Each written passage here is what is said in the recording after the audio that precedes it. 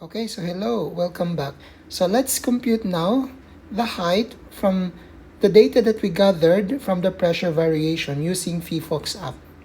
Okay, so again, you can use the pressure at depth equation for the pressure at the atmosphere part. But in this case, your P2 is at the lower part, similar to the depth, your P2 here at the deeper part. But in the atmosphere, your P2 here at the lower part, which is the atmosphere at sea level, which is, how much is it, if you can remember? I don't want to make mistake here. I think it's about 101.325 kilopascal. So that is given at the sea level. And then here we have the atmospheric pressure at a certain height. So from that data, you can actually determine the height. That's why usually altimeter is, they use a barometer as a measurement for the height. So you can actually measure the height. But in our case, since we are moving up and down, so what we are measuring here is the height at pressure variation. So not the height of the airplane. Okay, with respect to the ground.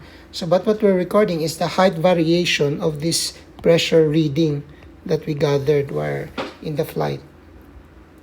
Okay, so this is our data. As you can see, there are some readings that are in a way like about 100 pascal difference. So we're definitely going, so the pressure is going up, so it means the airplane is going down. Okay, so the airplane is going down if the pressure is going up. So they're inversely related. So here are the further reading. As you can see, there are peaks at a very short period of time.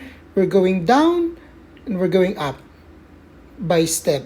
So it's a roller coaster ride.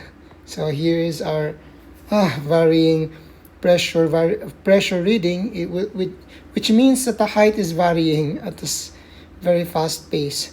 And I think about here we're already going down, almost landing, but here the pressure variation is very, very small. It's like 10 pascal. So what's the height difference if you have a reading of 10 pascal? So now let's compute. Okay, so from the equation of pressure, P2 equals P1 plus rho, the density of the fluid, which in this case the air, rho hg. H is the height and g is the acceleration due to gravity. So what is height here? So if you're going to manipulate the equation, you should get a formula for the height, which is P2 minus P1 all over density of the fluid or the air times the g, or the acceleration due to gravity.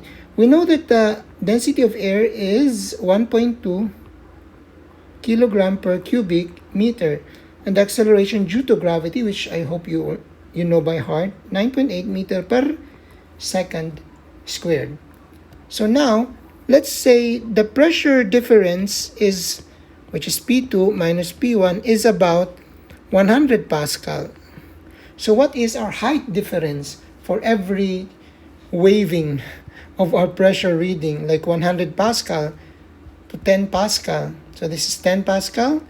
This is about 100 pascal here. So this is about 100 pascal. Okay, so let's compute for that. Let's start with 100 pascal difference. So what is the height variation?